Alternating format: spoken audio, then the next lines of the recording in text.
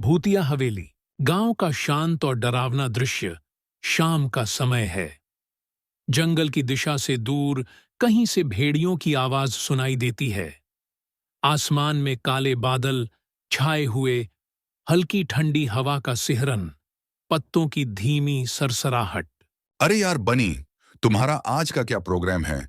मेरी ख्याल से मैंने सुना है कि गांव के किनारे एक हवेली है। हमें वहां जाना चाहिए। कुछ नया करने का मौका मिलेगा। मुझे नहीं लगता। सनी, दादी माँ कहती थी कि वहां जो भी गया वो वापस पहले जैसा नहीं आया। हवा तेज चलने लगती है। दोनों जंगल की ओर देखते। डरपोक मत बनो। चलो, आज ऐसी कहानी लेकर लौटेंगे कि गांव वाले भी हैरान रह जाएंगे। दोनों पुराने और खंडहर हवेली के दरवाजे पर पहुंचते हैं। गेट्स धकेलते ही जोर से चरचराते हैं। दोनों पुराने और खंडहर हवेली के दरवाजे पर। ये जगह कुछ अजीब लग रही है। अरे यार, ये बस एक पुरानी इमारत है। दीवारों पर धुंधले और पुराने चित्र बने। हवा का रुकना, ठंडी हवा का झोंका अचानक से आता है और बनी कांपता है। दोनों हवेली के मुख्य हॉल में प्रवेश करते हैं। हुई लटकी है और कोनों में मकड़ी के जाले फैले हुए हैं। हॉल में अजीब तरह की खामोशी है, कुछ ज्यादा ही शांत। उनके कदमों की आवाज असामान्य रूप से गूंजती है। अचानक एक दूर का दरवाजा जोर से बंद होता है। तुमने ये सुना? अरे यार, हवा का झोंका होगा। अचानक पीछे का दरवाजा जोर से चरमराता है और खुद ब खुद बंद हो जाता है। बनी घबराकर पीछे मुड़ता है। सनी, कुछ तो गड़बड़ है। हमें यहाँ से निकलना चाहिए। सनी जवाब देने ही वाला होता है, तभी दीवार पर एक छाया सरकती हुई दिखती है, चांद की रोशनी में। दोनों चौंक कर देखते हैं। कौन है वहां? गहरी, अस्पष्ट आवाज में कुछ फुसफुसाना, फिर पास आती हल्की कदमों की आवाज। हमें अभी के अभी भागना होगा।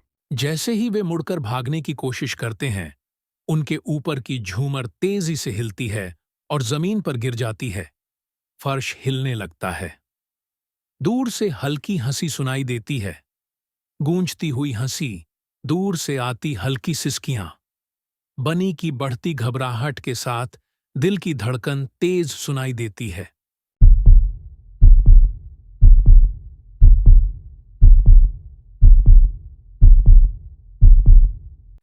ये सब हमारे दिमाग का खेल है बनी। हम सोच रहे हैं। नहीं सनी, यहाँ हम अकेले नहीं हैं। अचानक उनके पीछे जोरदार आवाज होती है। जब वे मुड़ते हैं तो देखते हैं कि एक औरत पुराने फटे पुराने कपड़ों में छायाओं के बीच खड़ी है। उसके बाल बिखरे हुए। तुम कौन हो? उसकी गहरी और खोखली आंखें दिखती हैं। सनी जैसे ही पीछे हटता है, सनी अंधेरे में गिर जाता है। बनी घबराकर गड्ढे के किनारे पहुंचता है। सनी को पुकारता है, लेकिन वहां कोई आवाज नहीं आती। तभी वह औरत फिर से नजर आती है। अब वह और करीब खड़ी है। उसकी खोखली आंखें बनी को घूर रही हैं।